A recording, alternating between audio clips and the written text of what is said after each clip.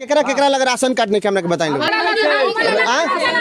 जुमा दिन के हमरा लगे राशन कार्ड नहीं के रौरा वार्ड के मां है। हां मां है। वार्ड के माई के पास में राशन कार्ड नहीं के। चांद कुदरिया पंचायत में हमने के बानिसन और चांद कुदरिया पंचायत के सबसे बड़का देख सकत हन कि विकास वार्ड के मां के मतलब कि मुखिया नहीं खान ना हमने के मुखिया ततारे में मोर गलन खाद हो गलन।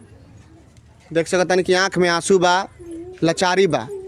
मतलब कि दू गो महिला से बात भइल, दोनों महिला के पास में राशन कार्ड और केकरा राशन कार्ड नहीं के। रौरा राशन ना हमार नहीं के राशन कार्ड हमरा राशन कार्ड नहीं राशन कार्ड हैले नहीं के ना हमरो नहीं के रौरा राशन ना नहीं। नमस्कार, हम बानी अमरजीत कुमार गिरी। रउआ देखतानी भोजपुरिया झकोरा के टीम आज पहुंचल बा। हम बानी सारण जिला के मसरक प्रखंड के चांद कुदरिया पंचायत में।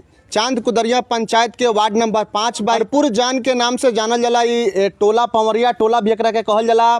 और जहां हमनी के बानी सन ई सीमावर्ती क्षेत्र बा, मतलब कि सारण जिला, गोपालगंज जिला और सिवान जिला के हमनी के बॉर्डर पर बानी सन। यहाँ से 500 मीटर अगर रउआ पूर्व जाए, पश्चिम जाए तो पश्चिम और दक्षिण के कोना पर सिवान पड़ी और पश्चिम और उत्तर के कोना पर हुआ गोपालगंज जिला पड़ी। मतलब कि मात्र 500 मीटर पश्चिम उत्तर और पश्चिम दक्षिण के कोना पर दो गो जिला शुरू होता। सीमावर्ती क्षेत्र में बानी सन पवरिया टोला बाई रुआ देख सकता नहीं कि मतलब कि अब तक सबसे अनडेवलप क्षेत्र में हमनी के बानी सन। मतलब कि एक क्षेत्र के विकास अब तक भइले नहीं है। मतलब कि हमनी के गाड़ी 2 किलोमीटर दूर पर खड़ा करके ये चांद कुदरिया पंचायत के वार्ड नंबर 5 में पहुंचल बानी सन। स्थिति काफ़ी भयावह बा ये पवरिया टोला के। अब तक काहे नहीं के विकास भइल, सबसे बड़ा सवाल बा। पूछता पूरा चांद कुदरिया पंचायत के जनता की आखिर ये पवरिया टोला के विकास काहे नहीं के भइल। हमरा साथ में बानी एक जना महिला, यहाँ के पति ये दुनिया में नहीं खी, कर्जा पैसा काढ़ के घर में काम लगौले बानी, घर बनावतानी। काफ़ी दुखद स्थिति बा। का कहतनी कर्जा पैसा काट के घर बनैले बानी सर, हमरा कोई नहीं देखनी आ रहा है। एगोठे बच्चा है तिचू के है, ओकरे ऊपर हम मांगते हैं, खाते हैं, कमाते हैं। मांग के खाई ले कमाई ले। हाँ, बनियारी करते हैं। हाँ। कितना दिन हो गए डेथ भइले रउरा पति के? पति के हाँ 12-14 साल हो गए। 12-14 साल पहले वहाँ के दुनिया छोड़ के चल गई। चल गई तब से रउरा एगो बच्चा बा रउरा लगे? एगो बच्चा बा। हाँ, बनियारी करे नहीं, खियावे नहीं बच्चा सके अपना। जी के जे लोकल रउरा पंचायत के वार्ड बा, मुखिया बा, मदद मिलेला रउआ? मदद देवे ला लोग कुछ। हाँ, तनी मन ना जाए नहीं, कबो कहे नहीं तो का दी लोग देले के मारे कर्जा पैसा कढ़ाइल बा। माने मदद ना मिलेला रउआ? ना। जी के जनप्रतिनिधि मुखिया वार्ड के तरफ से मदद ना पहुंचेला? ना। जी रउरा गांव में कबो विधायक पहुंचल बड़े राउर? विधायक कहाँ आइल बा लोग हमरा गाँव में? जी केहू नहीं के पहुंचल? अकेले रउरा कमानी खानी। राशन कार्ड बा राउर? राशन कार्ड नहीं खे हमारा। राशनो कार्ड नहीं रउआ?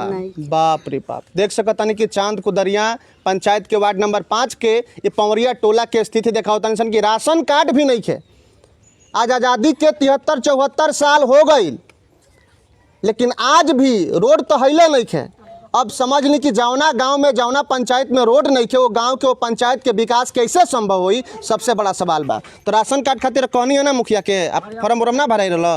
अभी कहाँ भराइल बा फार्म, कहल गइल बा। हाँ, भराइल नहीं खे अभी। फॉर्म नहीं भराई ना। तो उनके रोड के भी काफ़ी दिक्कत बा? रोडो के दिक्कत बा। रोड में बहुत कहाँ देखत नहीं कि रोड के दिक्कत बा। अच्छा, रउआ कहनी कि शादी बियाह हम अथी रउआ कहनी कि घर हम कर्जा पैसा काट के बनावता नहीं, तो का घर खातिर पास ना भइल घर राउर? प्रधानमंत्री आवास, इंदिरा आवास कहाँ भइल बा? फार्म उर्म भराई रहल? भराइल बा। फार्म भराई रहल? फार्म नहीं खे भराइल अभी सर। फार्म नहीं भराई? तो मुखिया से कहनी है कि हमरा घर ना मिली? कहले बानी मुखिया से। तो का कहेले? कहल जाता तो मुखिया कहता नहीं कि ठीक बा भराई। ना सुनेलन सर। हैं? का कहता नहीं? मुखिया जी जाके ना सुनेलन, वार्ड मुखिया सुने वाला नहीं खेलो ना सुनेला लो ना। और रवा भूख मरी चाहे अपना भाग से मरी, ए जाके लोग देवे वाला नहीं के।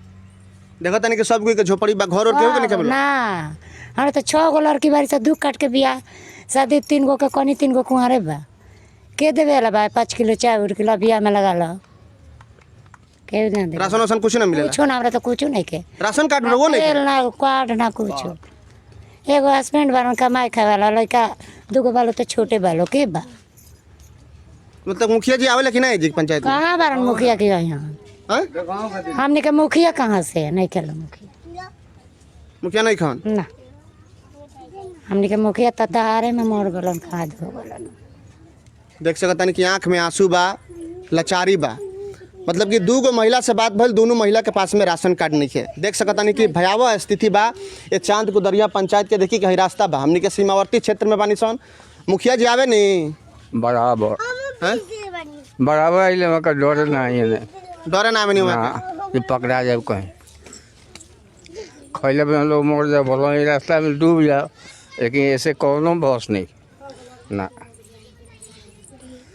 घोर भरा गए रखो कितना बेर कौन सा फार्मर भराई काजन वगैरह के डूबा दले कि फाड़ के बिक दले आइले ना पता लगा निकल कुछ ना मिला। तो वालों तो एकदम नरक में बानी। तो बाद सब का करी क्यों ना सुनेला मुखिया बात क्यों ना सुने? कुछ ना। विधायक कब आइल बा रउआ गाँव में? विधायक लोग कह के भैया जब मुखिया लेने के और तो विधायक का करे आइलो।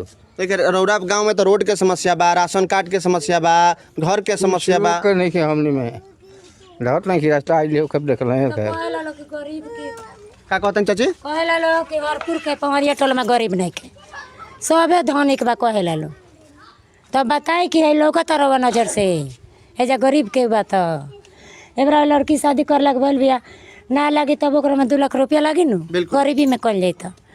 कोई पूछेला लोग कि लड़की के शादी हुई कि ना हुई, केहू ना पूछी, अपना भाग से। देख सकतानी कि स्थिति काफ़ी नाजुक बा। अंकित जी आई तेजी में हई दिखाई कि हई रास्ता आज़ादी के 73-74 साल बाद भी अभी तक के पवरिया टोला तक रास्ता ना पहुँचल। सारण जिला में हमने के बानी सन, सारण जिला के मसरक प्रखंड के चांद कुदरिया पंचायत के वार्ड नंबर 5 में देख सकतनी रउआ हई रोड बावे और वालों के तो काफ़ी दिक्कत होती रोड के। हाँ मुखिया जी आवे नहीं ना हैं? आवे नहीं, मदद करे नहीं? ना कुछ राशन कार्ड बार वाला गए कुछ घर के पैसा पास भर रहा नहीं ना बनला? ना आई अंकित जी है नहीं आई। देख सकतनी कि ये हमनी के पवरिया टोला में बानी सन। पवरिया टोला के स्थिति देखा तनी सन, मतलब कि गजब के खेल होता सरकार के मुंह पर, चाहे वो बिहार सरकार हो के चाहे वो केंद्र के सरकार हो के। मतलब कि जबरदस्त तमाचा बा। ये चांद कुदरिया पंचायत के वार्ड नंबर 5 के स्थिति सरकार के मुंह पर तमाचा मारता कि आज़ादी के 73-74 साल के बाद भी जौन सरकार विकास के दावा करता, चाहे वो केंद्र के सरकार हो के चाहे वो राज्य के सरकार हो के, वो सरकार के सामने वो सरकार के मुंह पर जबरदस्त तमाचा बा। ये चांद कुदरिया पंचायत के वार्ड नंबर 5 के स्थिति जहाँ पहुँचे खातिर सड़क नहीं है, जहाँ के लगभग 90% जनता पब्लिक आज भी राशन कार्ड के इंतजार में बा। और आज भी जी के 90% लोग प्रधानमंत्री आवास के इंतजार में बा कि हमरो प्रधानमंत्री आवास मिल जाए। चाची बताई रोवन को तो काफी दिक्कत पर नरक में बानी रोवन। तो दिक्कत बा ना, बताई जो हमने के आज तक त्रिपाल में हमने बानी सो ई कोनो बात नहीं खेन 77 के सब कुछ बन गइल बा। आ हरपुर खातिर कौन चीज बनल बा, का भइल बा ये बताई लोनी। जे हरपुर में का भइल बा, का बनल बा, कहाँ केकरा यहाँ 2 ताला 3 ताला घर बा। सब लोग तिरपाल टाट के यहाँ से वहाँ ले लोग बा, घर दुआर गिर गइल बा यही बा। हैं ये घर हाँ ये घर बा, ये घर बा। हो 2 गो हो पतो सन के घर बा तो हो गिरल ही बा। और झोपड़ी वाला हाँ झोपड़ी वाला कौन चीज के कुछ के हमनी के सुखित नहीं खे हरपुर जिला में। चलो वही झोपड़ी में रहे हाँ, नहीं। मुखिया जी आई आवे नहीं जी? आवे नहीं मुखिया जी, आके मुखिया जी का करे? मुखिया जी आए बड़े बड़े आदमी के देख के चल जाए तो बड़े बड़े आदमी के सब कुछ मिली, आ गरीब के कुछ ना मिली। ये तो बा यहाँ का एगो मुना मुखिया आइले का कइले, कुछ तो ना कइले।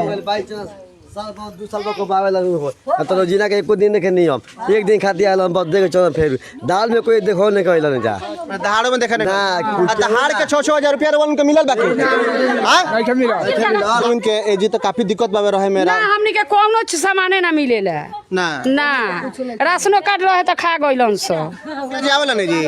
मुखिया जी सब लोग भाग गइल बा, मुखिया जी ना आवेलो।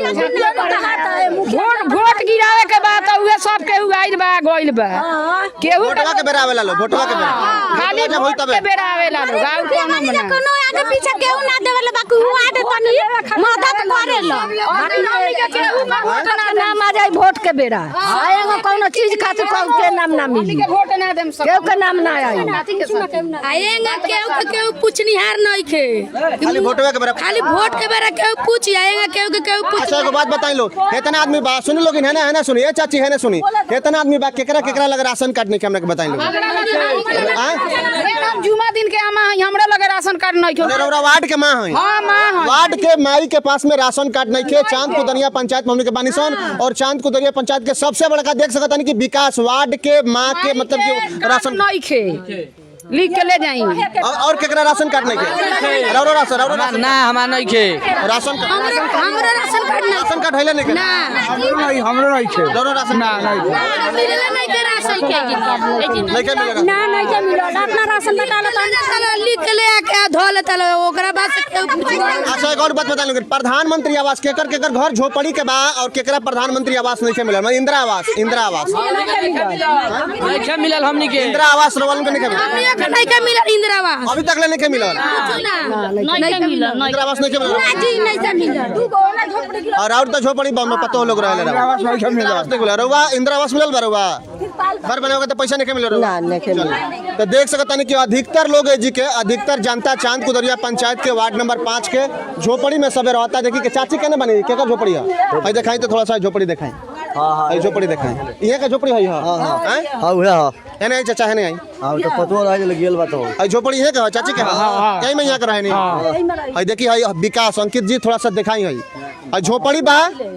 आई झोपड़ी बिहार के मुख्यमंत्री नीतीश कुमार के दिखाई कि परिवार चाची बानी हमारे साथ में, चाची चली तो केने सर उरा जानी झोपड़ी के अंदर चली तो और झोपड़ी के अंदर परिवार गुजर बसर करता पवरिया टोला में हमने के बन सा देखी कि है झोपड़ी बा यही मेरे वसुत अंकित जी है जी से दिखाई है जी से दिखा दी ऐसे दिखाई देख सकता नहीं कि का स्थिति बा और लगातार हमने के दिखावे का प्रयास करता नहीं सनी झोपड़ी जौन बा बिहार सरकार के मुंह पर केंद्र सरकार के मुंह पर जबरदस्त तमाचा मारता।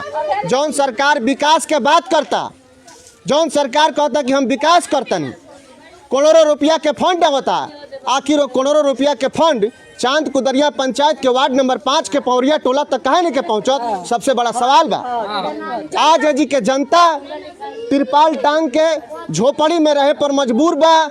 90% जनता जौन बा एजी के जौन पवरिया टोला गांव के राशन कार्ड से वंचित बा। 90 से 95% जनता के पास में प्रधानमंत्री आवास नहीं के मतलब कि टाटी पलानी के घर में अपन जीवन बसर करता। सबसे बड़ा सवाल बा और पूछता पूरा पवरिया टोला के जनता की का हमनी के देश के ना होई सन, पूछता पवरिया टोला के जनता की का हमनी के मसरक प्रखंड के ना होई सन, हमनी के सारण के ना होई सन। सबसे बड़ा सवाल बा और लात मारता है जी के जनता ये जी का स्थानीय जनप्रतिनिधि के मुंह पर जो विकास के दावा करता